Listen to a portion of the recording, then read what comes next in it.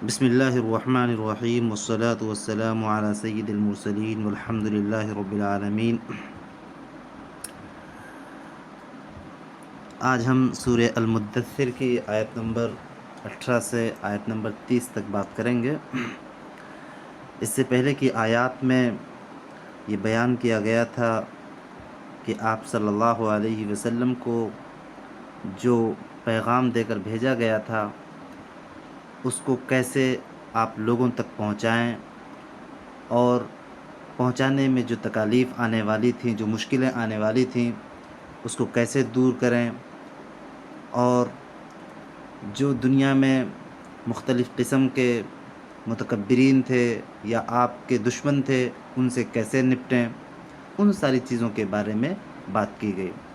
اس کے بعد ایک تفصیل سے یہ بھی بتلایا گیا کہ آپ صلی اللہ علیہ وسلم کو دعوت دینے سے روکنے کے لیے باقاعدہ لوگ کانفرنسز کرتے تھے، لوگ گروپ میں بیٹھ کر آپ کے خلاف سازشیں بھی کرتے تھے۔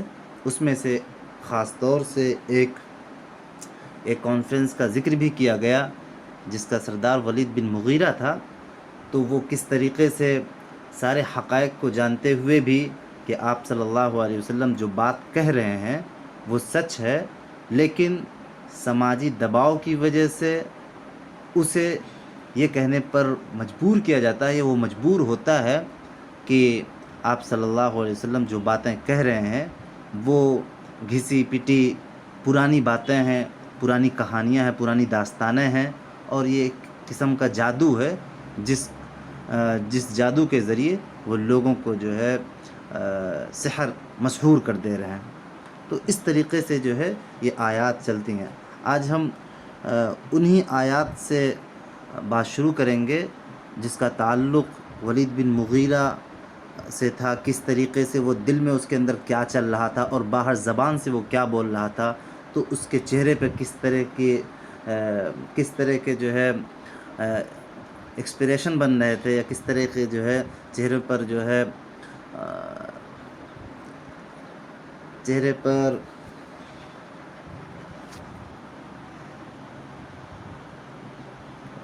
مروڑ پڑ رہی تھی، یا چہرے پر شکن جس طریقے سے پڑ رہی تھی، اس کو ہم جو ہے دیکھتے ہیں۔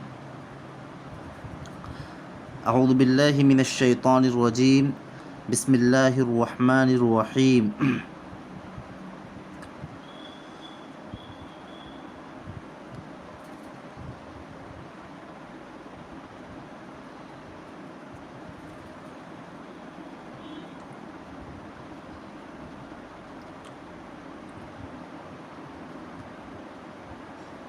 انہ فکر وقدر، اس نے سوچا اور کچھ بات بنانے کی کوشش کی۔ یہ ولید بن مغیرہ کے بارے میں بات ہو رہی ہے کہ وہ میٹنگ میں بیٹھا ہوا ہے اور جو ہے وہ لوگوں کو جو ہے مخاطب کر رہا ہے، لوگوں سے بتا رہا ہے، تو اپنی جب رائے وہ قائم کر رہا ہے، اپنی جب بات پیش کرنے کی کوشش کر رہا ہے، تو اس میں وہ کس طریقے کا سوچ رہا ہے، کیا پلان بنا رہا ہے، کیا کہہ رہا ہے، تو اس کے چہرے پر کیسے شکن پڑ رہے ہیں، اس کے بارے میں یہاں پر تذکرہ ہو رہا ہے کہ انہو فکر وقدر، اس نے سوچا اور کچھ بات بنانے کی کوشش کی۔ فقتل کیف قدر، تو خدا کی مار اس پر، فقتل تو خدا کی مار اس پر، کیسی بات بنانے کی کوشش کی۔ قدرہ اندازہ کرنے کے معنی میں، یا بات بنانے کی کوشش کرنے کے معنی میں یہاں پہ مراد ہے۔ ثم قتل کیف قدر، ہاں خدا کی مار اس پر، کیسی بات بنانے کی کوشش کی۔ ثم نظر، پھر اس نے دیکھا، یعنی اس نے جو ہے ادھر ادھر نظر پھیری۔ ثم عبس وبصر، پھر پیشانی سکوڑی۔ عبسہ کہتے ہیں تیوری چڑھانا، یعنی پیشانی پر شکن لے آنا کو عبسہ کہتے ہیں۔ اور بصرہ کہتے ہیں منہ بگاڑ لینا، یعنی کہ پھر پیشانی سکوڑ لی اور منہ بنا لیا۔ ثم ادبر واستکبر، پھر پلٹا اور تکبر میں پڑ گیا، یعنی پیٹھ پھیر لی اور تکبر میں آ گیا۔ ادبرہ کہتے ہیں پیٹھ پھیر لینے کے معنی میں، استکبرہ کہتے ہیں تکبر کر لینا۔ فقال ان هذا الا سحر یؤثر، پھر اس کے بعد کیا کہتا ہے، بولا، کیا بولا کہ یہ کچھ نہیں ہے مگر ایک جادو جو پہلے سے چلا آ رہا ہے، یعنی کہ آپ صلی اللہ علیہ وسلم کا جو کلام تھا، یعنی جو بات آپ کرتے تھے، یعنی قرآن کی باتیں جو کرتے تھے، اس کے بارے میں یہ کہہ رہا نعوذ باللہ یہ کچھ نہیں، یہ جادو ہے جو پہلے سے چلا آ رہا ہے۔ ان هذا الا قول البشر، یہ تو ایک انسانی کلام ہے صرف۔ یہ اس واقعے کا ذکر ہے جو کفار مکہ کی مذکورہ، یعنی جو ہم نے تذکرہ کیا کہ کانفرنس میں پیش آیا تھا، اور اس کی تفصیلات ہم نے پہلے ہی بیان کر دی تھی کہ اس شخص کے دل میں قرآن کے کلام الہی ہونے کا مطلب قائل تھا دل سے وہ، لیکن اپنی قوم میں محض اپنی وجاہت اور ریاست برقرار رکھنے کے لیے ایمان لانے پر تیار نہ تھا، کہ اگر وہ ایمان لے آتا ہے تو لوگ اس کی سنیں گے نہیں، اس لیے جو ہے وہ ایمان نہیں لا رہا تھا۔ اسی لیے جب وہ بات کوئی رائے قائم کر رہا تھا تو اس کے دل میں اندر کچھ اور تھا، باہر کچھ اور تھا، اسی لیے اس کے چہرے پہ شکن بھی پڑ رہی تھی، منہ بھی بگڑ رہا تھا۔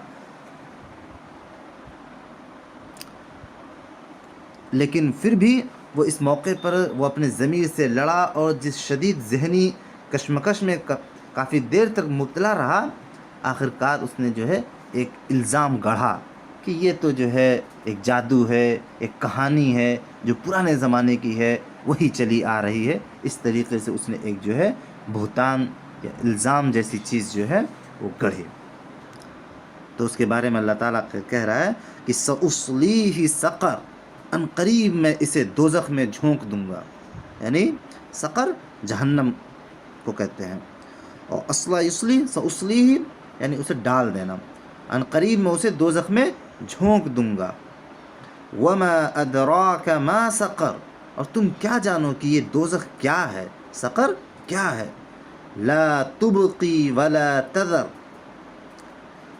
یہ جہنم جو ہے، یہ سقر جو ہے وہ نہ باقی رکھے نہ چھوڑے۔ اس کے دو مطلب ہو سکتے ہیں، ایک یہ کہ جو شخص بھی اس میں ڈالا جائے گا اسے وہ جلا کر خاک کر دے گی، مگر مر کر بھی اس کا پیچھا نہ چھوٹے گا، یعنی اسے پیچھے نہ چھوڑے گی، بلکہ وہ پھر زندہ کیا جائے گا اور پھر جلایا جائے گا۔ اسی مضمون کو دوسری جگہ اس طرح ادا کیا گیا کہ لا یموت فیہا ولا یحیا، وہ نہ اس میں مرے گا اور نہ جیے گا۔ یہ سورہ اعلیٰ کی جو ہے آیت نمبر 13 ہے۔ دوسرا مطلب یہ بھی ہو سکتا ہے کہ وہ عذاب کے مستحقین میں سے کسی کو باقی نہ رہنے دے گی، جو اس کی گرفت میں آئے بغیر رہ جائے، اور جو بھی اس کی گرفت میں آئے گا اسے عذاب دیے بغیر نہ چھوڑے گی۔ تو یہ اس کا مطلب ہوا کہ لا تبقی ولا تذر، کہ نہ وہ باقی رکھے گی اور نہ وہ چھوڑے گی۔ لواحۃ للبشر، لواحہ کہتے ہیں جھلسا دینے والا، اور بشر انسان کو، یعنی انسان کی کھال کو جھلسا دینے والی۔ یہ کہنے کے بعد کہ وہ جسم میں سے کچھ جلائے بغیر نہ چھوڑے گی، اب یہاں کھال کو جھلسا دینے کا الگ سے ذکر کرنا مطلب بظاہر تو ایسا لگتا ہے غیر ضروری ہے، لیکن عذاب کی اس شکل کو خاص طور پر الگ سے اس لیے بیان کیا گیا کہ آدمی کی جو شخصیت ہوتی ہے وہ چونکہ اس کے چہرے سے، اس کے جسم کی کھال سے ہی ہوتی ہے، جس کی بدنمائی اسے سب سے زیادہ بری لگتی ہے۔ اندرونی اعضاء میں خواہ کتنی ہی تکلیف ہو یا اس پر اتنا زیادہ رنجیدہ نہیں ہوتا جتنا اس بات پر رنجیدہ ہوتا ہے کہ اس کا منہ بدنما ہو جائے، یا اس کے جسم کے کھلے حصوں کے جلد پر ایسے داغ پڑ جائیں جنہیں دیکھ کر لوگوں کو گھن آئے۔ تو اس لیے خاص طور سے جو ہے کھال کو جھلسا دینے کا یہاں پر ذکر کیا گیا، تاکہ یہ خطرناک جو ہے عذاب جو ہے اسے دیا جائے گا۔ علیہا 19 19 کارکن اس پر مقرر ہیں، یعنی کہ 19 جو ہے 19 داروغہ جو ہے وہ مسلط ہوں گے اس دن جہنمیوں کے لیے، جن لوگوں کو جہنم میں پھینکا جائے گا ان کے لیے 19 جو ہے داروغہ جو ہے مقرر ہوں گے۔ اب یہ 19 داروغہ کیوں 19 کا ذکر کیا گیا؟ صرف 19 ہی لوگ اتنے سارے جہنمیوں کے لیے؟ ایسا کیسے؟ کیوں اس خاص نمبر کو کیوں جو ہے بیان کیا گیا؟ اس کے بارے میں ہم انشاءاللہ کل بات کریں گے اور سمجھنے کی کوشش کریں گے کہ آخر یہ 19 ہی داروغہ کیوں یہاں پر بیان کیا گیا ہے اور اس کا کیا مطلب ہے اور اس کا اس ضمن میں اس واقعے سے کیا تعلق ہے، اس کو انشاءاللہ ہم کل بات کریں گے۔ وآخر دعوانا الحمدللہ رب العالمین۔